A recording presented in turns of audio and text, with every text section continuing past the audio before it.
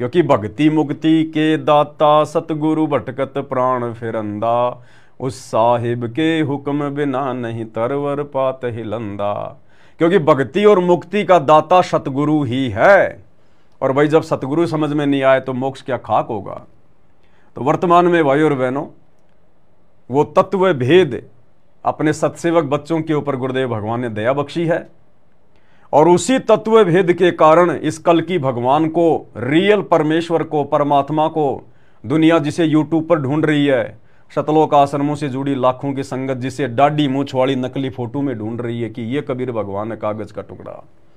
और सतसेवक बच्चे तत्व भेद के आधार से अपने घर पर ही गुरुदेव भगवान का आश्रम बना लिया, गुरुदेव भगवान का आसन लगा दिया, घर घर में बेड लग गए, गुरु को परमात्मा मान के गीता अध्याय 3 श्लोक 13 के अनुसार घर घर में अपने गुरुदेव भगवान को भोग लगाया जा रहा है। ज्ञान को आधार बना के भक्ति की जा रही है और परमेश्वर की रजा का, उनकी दया का, उनकी मेहर का भर भर के प्याला घर बैठे पी रहे हैं, घर बैठे। तो ये दया केवल सतसेवकों के ऊपर हुई है। जबकि सतलोक आश्रमों से जुड़े हुए भाई बहन दुनिया वालों की तरह धक्के खाते फिर रहे हैं, भटकते फिर रहे हैं। ये दुनिया वाले मंदिरों में भगवान ढूंढ रहे हैं, मस्जिदों में, चर्चों में, गुरुद्वारों में। और ये सतलोक आश्रम से जुड़े हुए भाई बहन, गुरुदेव का कलयुगी परिवार, उनके बेटा बेटी, भाई बंधु, रिश्तेदार, ये आश्रमों में भगवान ढूंढ रहे हैं। आश्रमों पे आश्रम बनाए जा रहे हैं, पत्थरों में भक्तों का समय स्वासे और पैसा बर्बाद कर रहे हैं। दुनिया मंदिर बनाने में पैसा बर्बाद कर रही है। कल की मंदिर बन रहा है बहुत बड़ा एक संबल में, दुनिया उसमें पैसा बर्बाद कर रही है। और ये सतलोक आश्रम वाले इन पत्थरों में पैसा बर्बाद कर रहे हैं, जगह जगह सतलोक आश्रम बना रहे हैं। चाटोगे क्या? अरे ये सत भक्ति सतगुरु रामपाल जी भगवान वाली ये आश्रमों की भक्ति नहीं है। ये तो घर को आश्रम बनाकर फिर भक्ति करने की है। घर को आश्रम बनाकर, ज्ञान को आधार बनाकर, गुरु को भगवान मानकर, तब ये भक्ति सफल होगी। ये आश्रम परंपरा तो सतगुरु रामपाल जी समाप्त करने के लिए आए, समाप्त करने के लिए। अगर उन्होंने आश्रम ही खोलने होते तो हिसार जेल जाने से पहले हजारों आश्रम खोल देते, हजारों।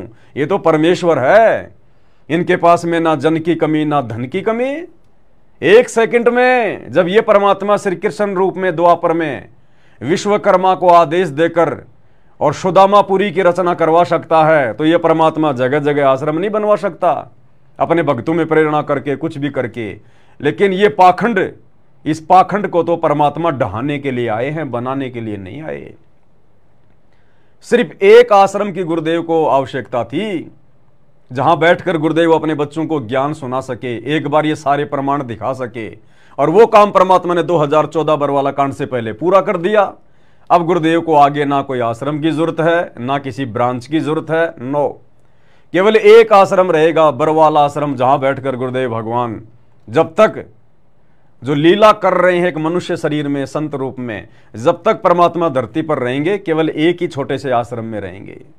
बाकी ये जितने भी आश्रम बन रहे हैं ना, अब देखो उधर महाराष्ट्र में, ओ तेरी की पता नहीं कहां जंगल में जाके, पहाड़ों में जाके आश्रम बना रहे हैं, पहाड़ों में जाके। और वो भगत लग रहे हैं बेचारे, दिन रात वहां पर पसीने बहा रहे हैं। अरे ये भक्ति करने का समय था, ये मर्यादा निभाने का समय था ये। और ये समय इस काल ने तुम्हें भूल भुलैया में डालकर, अपने जाल में फंसाकर और इन पत्थरों में तुम्हारा समय बर्बाद करवा रहा है, तुम्हारा पैसा बर्बाद करवा रहा है।